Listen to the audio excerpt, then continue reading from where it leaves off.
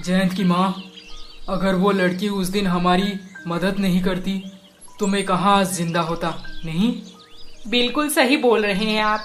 उस दिन मंदिर में मैंने भगवान से मांगा था कि मुझे एक ऐसी बहू मिले जिसके लिए मेरे मन में ढेर सारा प्यार और आदर सम्मान हो, और वो लड़की बिल्कुल हमारे सामने ही थी। आप तो अभी पूरी तरह से ठीक हो चुके हैं।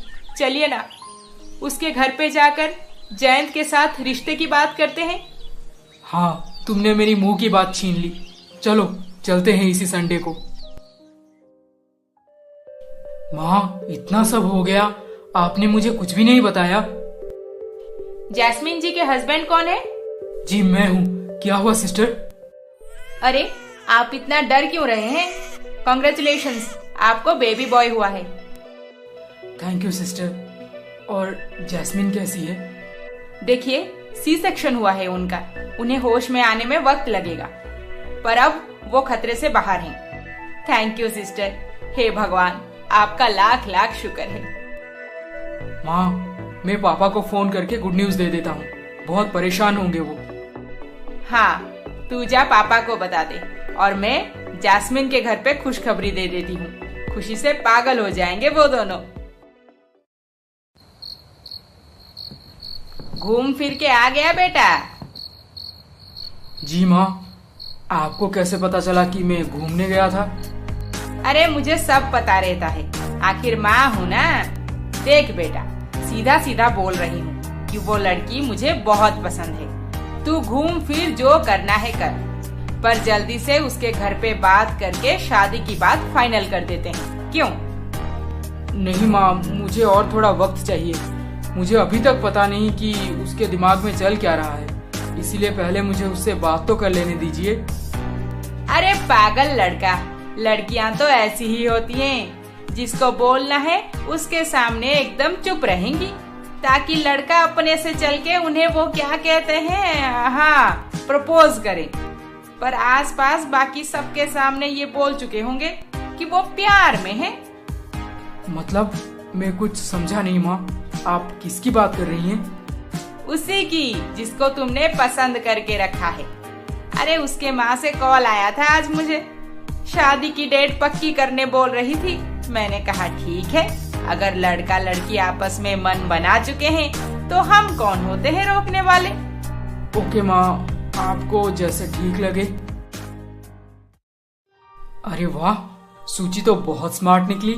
अपनी माँ से मेरी माँ को कांटेक्ट करवा दी और शादी पक्की करने की बात भी चल रही है, पर मेरे सामने राजवीर से बड़े प्यार से बात कर रही थी आज। माँ सही बोल रही हैं, ये लड़कियां ऐसी ही होती हैं। सूची चाहती है कि मैं उसे अपने से जाकर प्रपोज करूं, पर मैं तो ऐसे अनजान बनूंगा जैसे मुझे कुछ पता ही नहीं। देखते हैं सूची कब तक चुप रहती है। जैस्मिन, मुझे माफ कर दो, मैंने तुम्हारे साथ बहुत गलत किया है। ऐसे क्यों बोल रहे हो? पुरानी बातें भुला दो। जो हो गया सो हो गया। अब हमें एक बेबी हो गया है, उसका ध्यान भी तो रखना है हमें, है ना?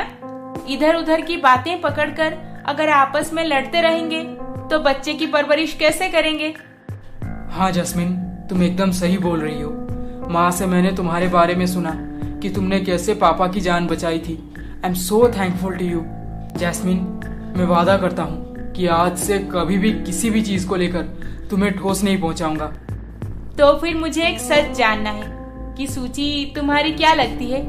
उसके लिए तुम इतना परेशान क्यों हो गए थे? सूची? अरे तुम अब उसको लेकर क्यों बैठ गई? सूची यूएस में मेरी दोस्त थी, एक साथ मास्टर्स कर रहे थे। इतने साल दोस्ती निभाए हम दोनों, पर मैं शादी में उसे इनवाइट नहीं किया, इसीलिए उसे बुरा लग गया था। और इनवाइट कैसे करता बताओ? तुम्हें तो पता है कि हमारी शादी कितनी जल्दबाजी में हुई थी। बात बस इतनी सी।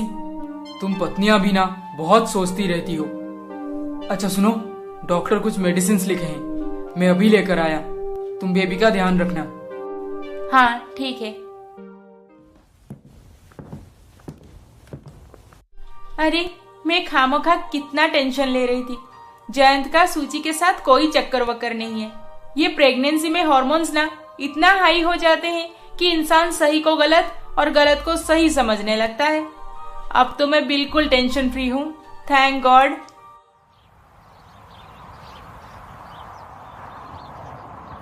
जैस्मिन की हालत इतनी खराब है, फिर भी वो सूची के बारे में जानना चाहती है। इसका मतलब वो मेरे बर्ताव से कितना हर्ट हुई थी। अच्छा हुआ मैंने बात को घुमा दिया, नहीं तो वो जिंदगी भर इसी बात को लेकर दुखी रहती कि मैं किसी दूसरी लड़की के लिए उससे इग्नोर करता रहता था, वो भी प्रेगनेंसी के टाइम।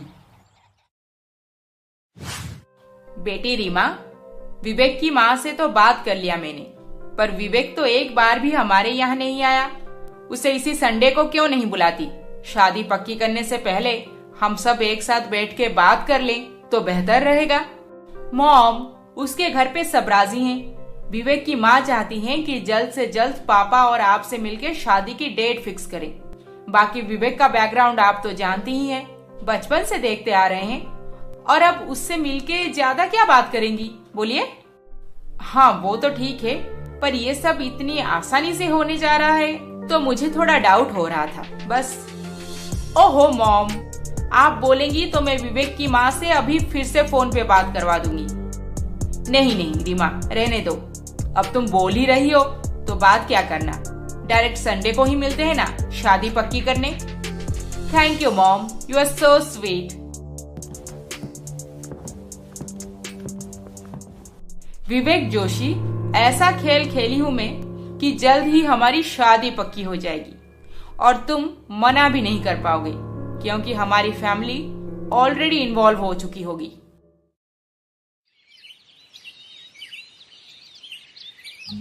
सूची, ये जगह तुम्हें कैसा लगा?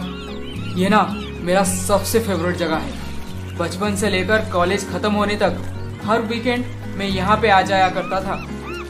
बहुत सुंदर है। विवेक, तुमसे एक बात बोलनी थी। हाँ हाँ बोलो ना। यूएस में मेरे जो मॉम डैड है ना, वो मुझे अडॉप्ट किए हैं। यहाँ पे मेरी असली माँ रहती है। पापा बहुत साल पहले ही गुजर गए हैं। ओह, तो सूची शादी की बात करने से पहले सब क्लियर करना चाहती है मेरे साथ। सही है। क्या सोच रहे हो?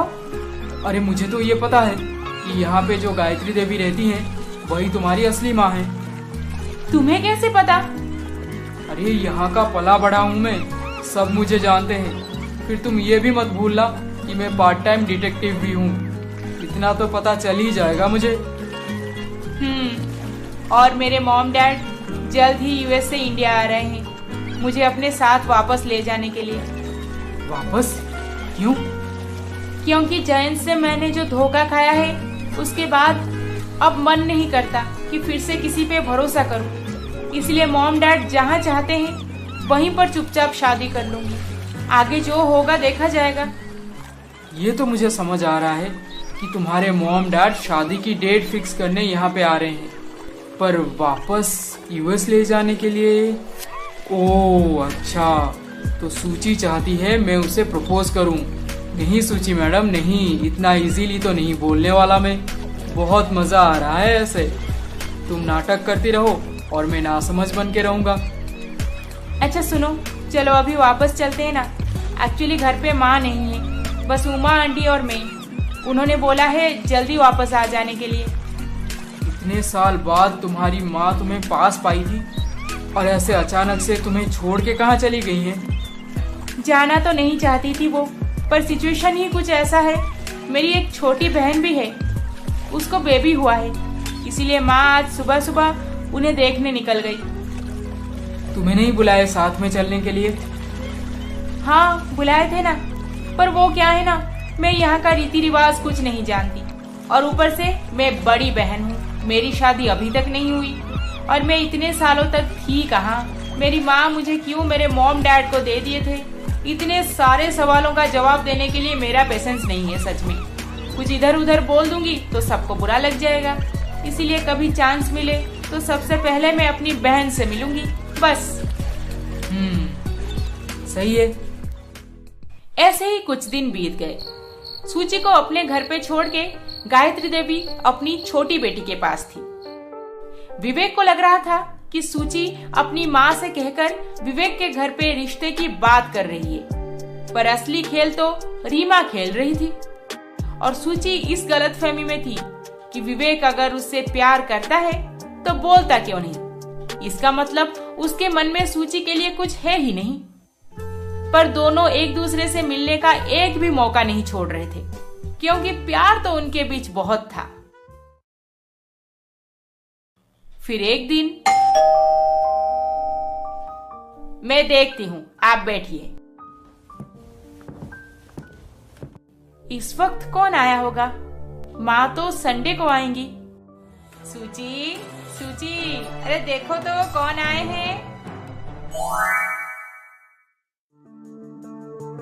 इसके आगे क्या होने वाला है, ये जानने के लिए हमारा अगला एपिसोड देखना ना भूलें। और अभी तक आपने हमारे चैनल को सब्सक्राइब नहीं किया है तो जल्दी से सब्सक्राइब करके बेल आइकॉन दबा दीजिए। अरे अरे अरे अरे, इस वीडियो को लाइक, शेयर, कमेंट करना ना भूलें। जल्द ही मिलेंगे अगले एपिसोड के साथ। नमस्ते।